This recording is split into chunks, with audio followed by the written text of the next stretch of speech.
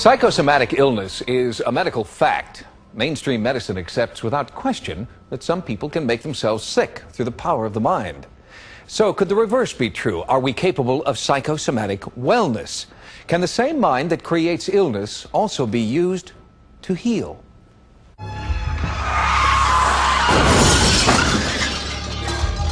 All I remember thinking was, my son has to be all right. I don't care what happens to me as long as he's not hurt. So I got out of the car. Well, first I looked at my mom, and I was just like totally shocked. You know, I just didn't expect it. I lost consciousness at the time of the impact, and I had a very intense near-death experience at that time. I went through the standard phases of going through the tunnel of light. Then I went into a beautiful garden. And I was just like, what do I do? What do I do? You know? And, I just yelled, my mom's name to her. And I was just shaking her, just, wake up, come on, wake up. And then suddenly my father was there, and he had been dead for about 10 years. And I said, oh, I'm so glad to see you. And he said, well, I'm glad to see you too, but you can't stay. And I said, no, I've gotten here, I'm not leaving. And he said, no, you have to go back because there's a purpose you haven't fulfilled. And as he was saying that, my son was reviving me, and I could feel myself being pulled back into my body. And he brought me back. That was in 1982. And from that day to this, Gari Carter has felt that her near-death experience was a turning point. She was being allowed to come back for a reason that she could barely know as she clung to life. I kept demanding to see my mother, and my father finally said no, that she didn't have a face anymore, and he was not going to let me see her. Well, on a scale of 1 to 10, I would say her injuries were probably 9 to 10 in severity. So certainly very high levels of injury. My eyes were sewn shut because I had a lot of cuts there. I couldn't talk because I had a tracheotomy. I couldn't smell because I didn't have a nose. I couldn't talk because I didn't have a mouth. This patient, like many others who have facial injuries, no matter how well the surgeons repair them, they never regained exactly their original normal appearance. Before that, I had been a model, and people always looked at me with admiration. And after the accident, without a nose and without a mouth and without a face, people looked at me with looks of horror. And I felt very guilty for upsetting them. And I wanted enough of a face to be able to blend into a crowd again and not scare people.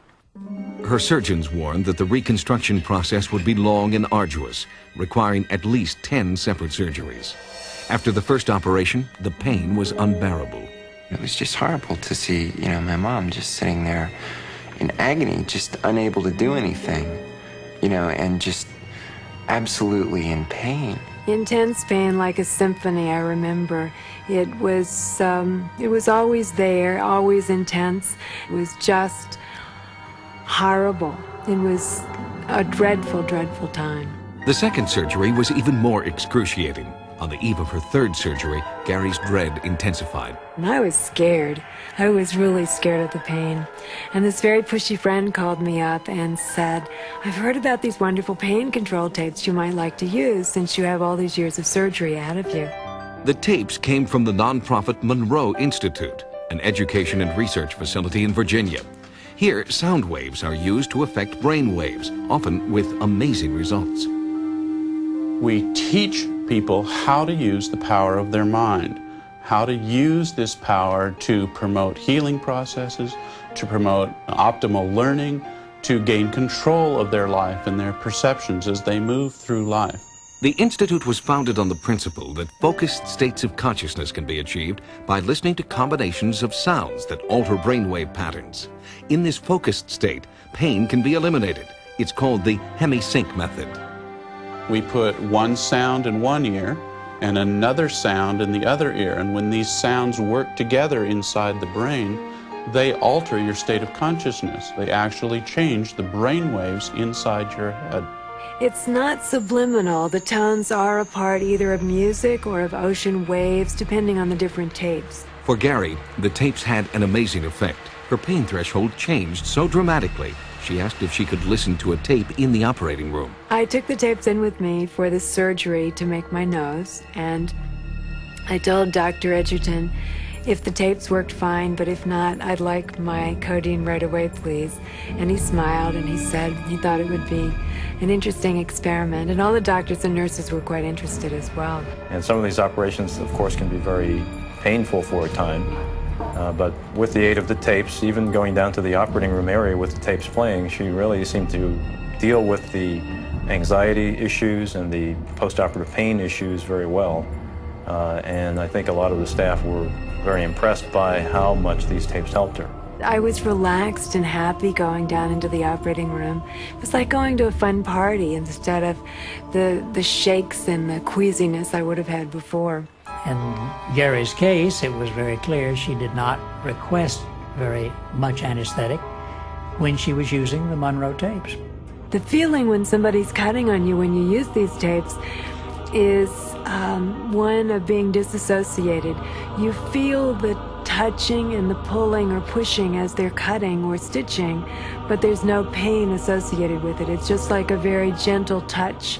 Where you hypnotize somebody and you tell them you're going to burn them, but you actually reach out and just lightly touch them, the body believes so strongly that it's going to be burned that it will be blistered. Well, you want to use that same kind of mind power to make the body believe so strongly that it's going to get healthy and it's going to have less pain, that it actually kicks in and provides all those things that are necessary for that to happen.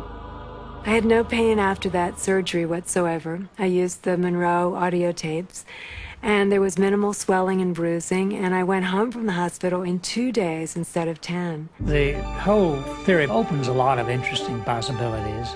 Well, we are just in the very early stages of understanding brain function. Gary continued to use her tapes through 7 more operations. Today, she looks forward to a pain-free life and feels her purpose now is to help others through lectures and her book, Healing Myself. We truly are all one, and we're all here to help each other. And that's what I want this book to do for other people. I've been blessed to have the face that I have, but I think in a way Mommy's more blessed to have what's happened to her, because it's changed her and it's given her a whole new outlook. And this is only a skin for me now. It used to be an identity, and now my identity's in here. It's not here. I guess what really had an effect on me was seeing my mother utilizing these tapes and utilizing the potential within herself to heal. I thought, wow, if that's possible, it really opens the door for so many more things.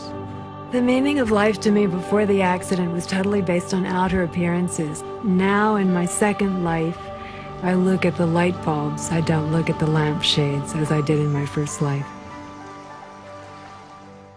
The Monroe Institute is not suggesting that every patient should forego anesthesia in the operating room, but they do believe that as long as conventional medicine is standing by, alternative therapy should be given a chance to work first.